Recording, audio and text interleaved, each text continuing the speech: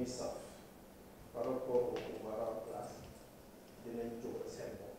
c'est pas nous hommes politiques ni la société civile ñoo war a faire à leur place et que ñoom desab kanam borom koy fajal boppam c'est à la décélérer. du amertume, c'était un cri de révolte. Bayla est devenu arrondir nañ les angles, c'est un grand frère à moi. Par rapport aux deux yi nga wax les relations restent pareilles. Donc du amertume parce que neexul nga téye nit ki 8 mois en détention bi may dem audition dans le fond fekk def naa juróomi weer il y avait 7 chefs d'inculpation nga def 5 heures d'audition dans le fond du dossier posé wuñu la benn question ci 7 chefs d'inculpation yi loolu je crois yebaate ak tappale weesuwul loolu et que neewoon nañu ci logique di ne de reddition des comptes reddition des comptes donc ñoom dañu aay ci slogan macha allah ci domaine slogan kenn bañul jiite te du am reddition des comptes mais règlement des comptes lañu bañ mënuloo téye nit ki 8 mois après juger que relaxé que defal ko non-lieu parce que je bénéficie d'un non-lieu total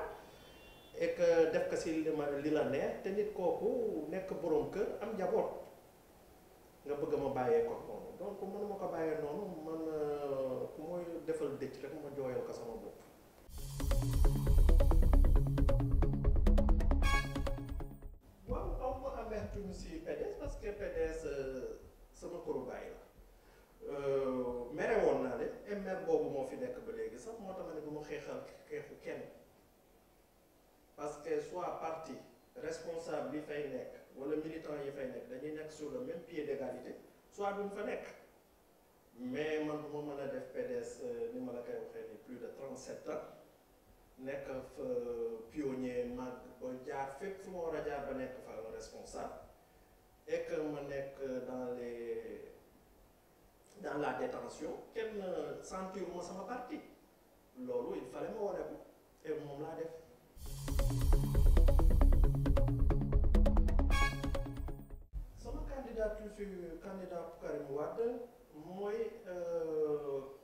candidat bu mat candidat on a un grand candidat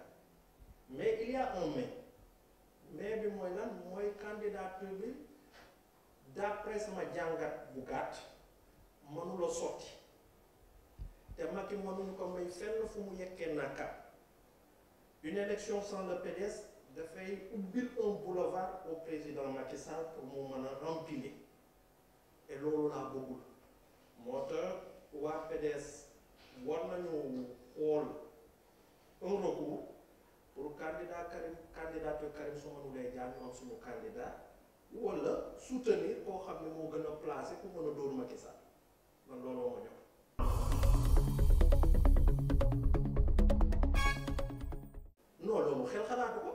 élection sans le PDS loolu kon Macky comme ni mu ko doon feccee fële la si poulailler boobu dina nekk dans sa fête de Dionysos et que loolu yaakaaruma PDS dinañ ko ko permettre parce que loolu su naree am sax sonal suñu candidat Karim la donc ñun lu ñu war a def pour jële fi Macky Sall nu mu gën a gaawee je crois loolu la waa PDS war a atelier.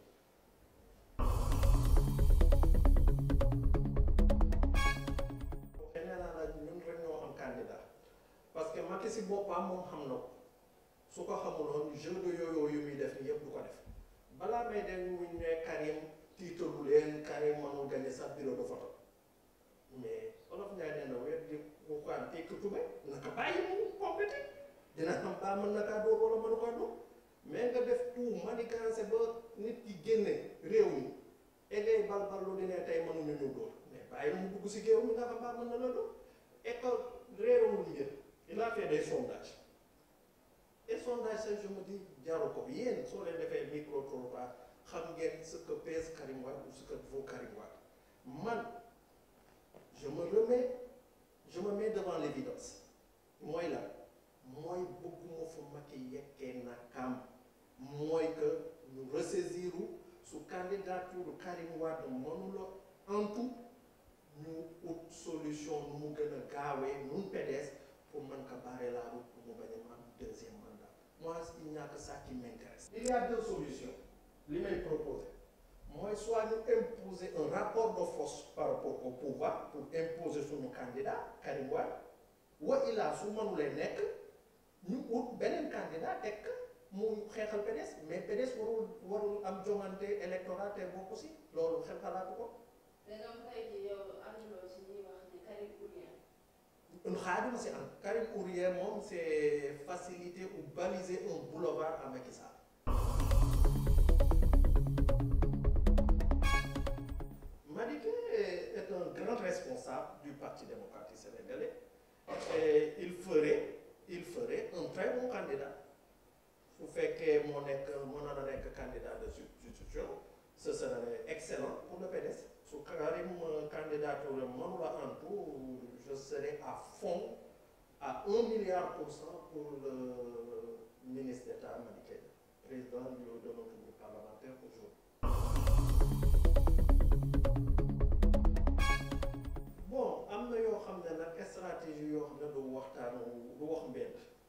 L'essentiel mooy moom su paree li muy def ci Qatar su décidé ñibbisee ñun dinañ nekk ay rempart dinañ nekk ay bouclier pour teeru ko parce que yaakaar naa ñun PDS kenn du ñu jàngal nu ñuy xeexee wala ni ñuy défendre suñuy candidat. man li ma see xalaat mooy bi procureur defee loolu sa naataango presse bi ils ont hypertrophié l'événement dañ ko réer et pourtant le magistrat Dia bi muy wax que Karim war naa bokk ci joŋante dañu néewal waxam sewal ko donc avec mon propre expérience sincèrement j'ai beaucoup de respect et j'ai beaucoup d'amis dans la justice mais je ne crois plus à la justice de mon pays góomule parce que pour la simple et bonne raison cette justice est devenue une justice partisane. Mais bépp ñoom dafa naa loolu la ñu inscrire seen bopp dans l'incompétence su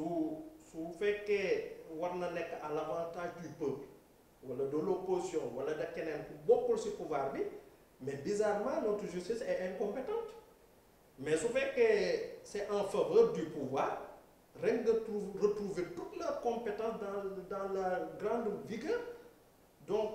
bettu ñun bi ñuy def le 27 bi ñuy joxe seen décision franchement bettul waa PDS la on s'y attendait et que xamoon nañu ils vont se déclarer incompétents comme d'habitude. man xalaat bu gàtt laa ci am et ça n'engage que moi c'est pas une décision du parti lu ñu waxtaanee wala lu ñu décider man pour moi il n'y a que deux solutions par rapport à cette situation donnée benn bi mooy ñun waa PDS et nos alliés ñun dankaloo nekk benn imposer un rapport de force au pouvoir wa ilaa ñu ut une solution de rechange pour beneen candidat bu ñuy tànn ci suñu biir wala parmi nos alliés et PDS couvrir ko ñu demante ci joŋante Macky Sall. xeex ak ñoom ba mu saf sap man mais mots je ne les mange pas xeex ak ñoom parce que cette force de l'ordre n'est plus devenue une force de l'ordre pour le peuple cette justice n'est plus devenue une justice pour le peuple rendue pour le peuple donc nañ leen imposer un rapport de force nañu doon defante Abdou Diouf ñu defante ak ñoom surtout ça Abdou Diouf moo nekk entraîneur bi moo nekk ci ginnaaw PDS moo nekkoon foofu mu ngi fi ba léegi peut-être mobilisation bi moo des mais pour PDS ni nga ko waxee ñu mobiliser c'est aux responsables de le faire ñoom ñoo war a tàggat les militants préparer leen mu jeex.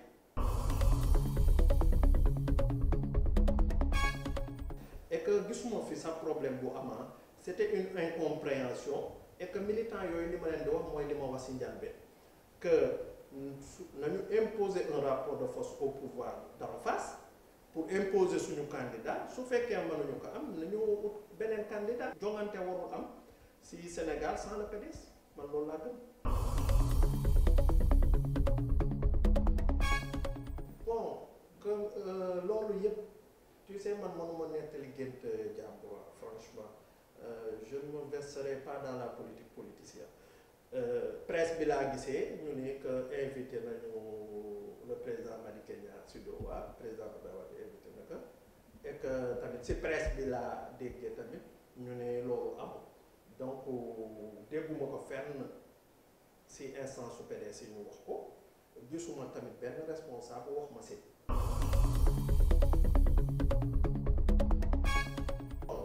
kii dinaa daanele si ki nga mujje Kafoor mu nekk sama xarit maa ngi koy gis mu ñuy sànni xeer temps yi mais dama ko bëgg a wax rek na gëm-gëmam te bàyyi xeer ñu ñuy sànni parce que génération future yi war nañ leen légué benn woy bi